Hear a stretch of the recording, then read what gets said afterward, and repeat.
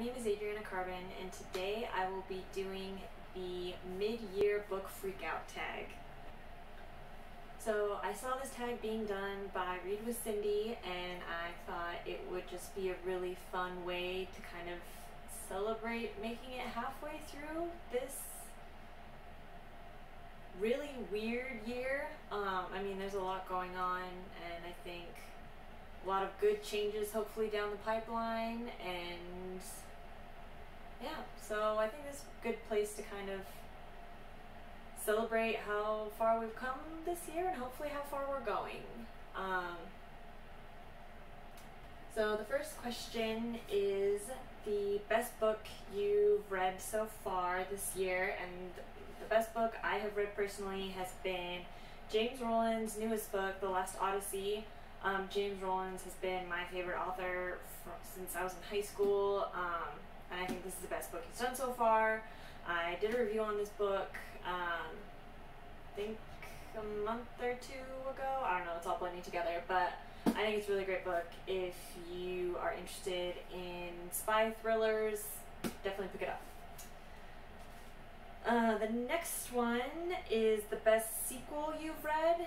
And for me, this comes down to Thunderhead or The Toll. I read both of those at the beginning of this year. So, I mean, it's kind of a toss-up, but I think I'm leaning more towards Thunderhead. Really no particular reason for it. I mean, they're both great sequels, and I both really liked them a lot, and I think they both fit into this question very well. The next question is new release you haven't read yet, but you want to. For me, this is The Ballad of Songbirds and Snakes, the prequel to the Hunger Games trilogy. I read the Hunger Games in high school. I'm really excited about this book, but I'm currently number 48 on a waiting list for 9 copies of this book from the local library, and they're estimating that I won't get it for like another 11 weeks. So it's kind of on the back burner for me now, but it's definitely something that as soon as I get it on loan, I will be reading it.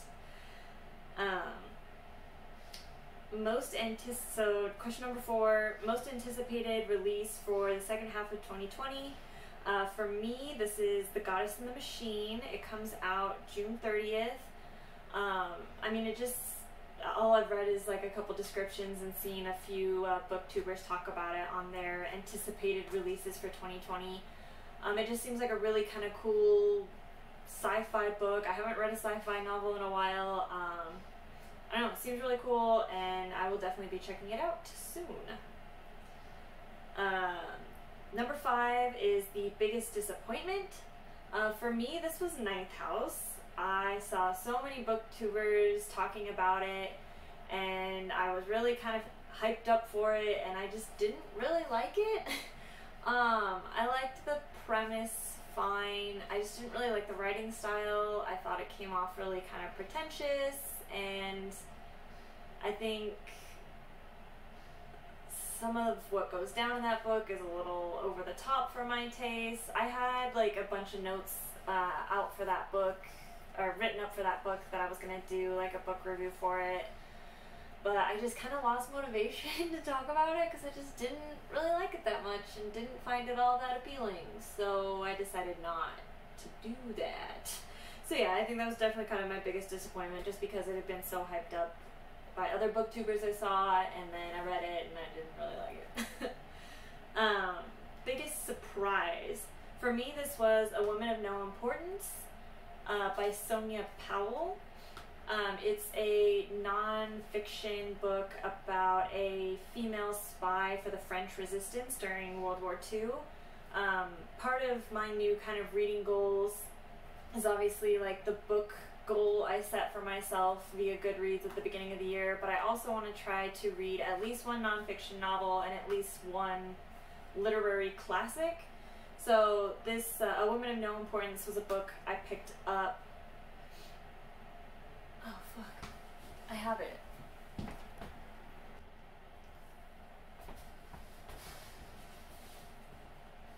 Was A Woman of No Importance by Sonia Powell. It's a nonfiction book about Virginia Hall, an American female spy for the French resistance during World War II, and kind of a little bit of her career after World War II as well. And so I picked this up as my nonfiction, and I ended up really enjoying it. I think I'm gonna have to pick up more kind of historical biographies. I really did enjoy it a lot more than I expected. Virginia Hall was a fascinating woman. I really encourage anybody who's watching this to learn more about her story, and if you're interested, pick up the book. The writing style can be a little slow at times because, you know, it is a biography, but the story of Virginia Hall is just so incredible that it keeps you definitely interested the entire time you're reading it. Number 7 is new favorite author. For me, that's Maria Snyder from, I guess she wrote The Poison Study. That is another book I kind of picked up and ended up really enjoying. I'm excited to finish up the trilogy, hopefully this year or next, depending on kind of how my TBR ends up. But yeah, I really enjoyed her writing style. I really enjoyed all the characters. The story is incredible. So I hope I get to finish that up soon and see what else she has in store. Number 8 is newest fictional crush. For me, it was the male lead James McCann from Honey Don't List. That was kind of like the only book I read where it was really like a male lead that appealed to me at all. But he's an engineer, so like that's got me there. Hey, come down. No. Hey. No. No.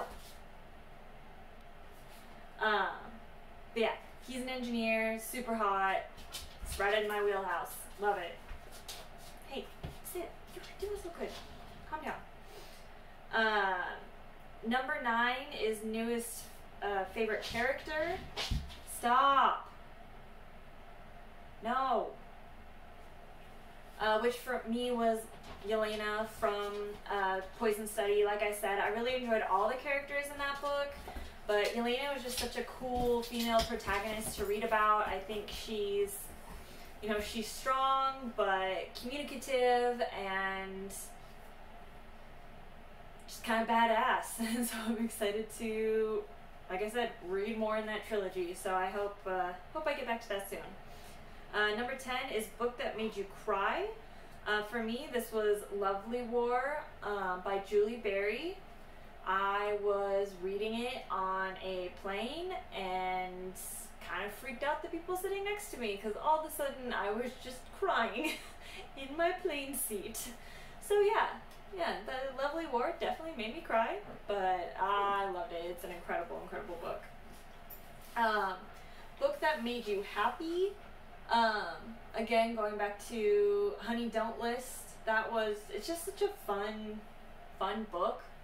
I mean, kind of light and fluffy, and there's like a little bit of like, I guess, a mystery in there, but I don't know, it's fun, and I enjoyed it. Most beautiful book you bought this year. I haven't read it yet, but I bought a digital copy of The 7.5 Deaths of Evelyn Hardcastle. I love like the Art Deco style. I think the colors are like really cool and interesting looking together. I like the little iconography. So I think it's just like a really cool looking book. I'm excited to pick it up.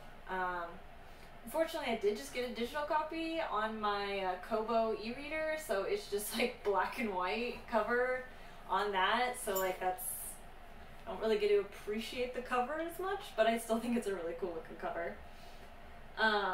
And then the final question, number 13, what books do you need to read this year? So other than like the new releases I talked about, like I said before, I want to try to do a nonfiction and a literary classic. This year, I'd like my literary classic to be Little Women. I haven't seen any of the adaptations. I'm a little more familiar with the story than I was, like, I guess a year ago since like the new movie release, but I think it sounds like a really cool story. It's a classic. It's just one of those things that I think I should probably read. I got it for free from the Kobo store, so it's just all kind of culminating to I need to read this book. And then I also, a couple days ago, got Children of Blood and Bone from the library. So I'm excited to start that one up. And I am hoping that it's going to be really good, and I'll do a book review on it on this channel, so fingers crossed. But yeah, that's the mid-year book freak out tag. Like I said, I'm not super freaked out about this year. I think it's been an interesting year so far, but I think it's gonna end strong, hopefully. I think we're already seeing some changes going on, and I hope we have the momentum to keep it going. So stay safe, stay healthy, and have a great rest of 2020.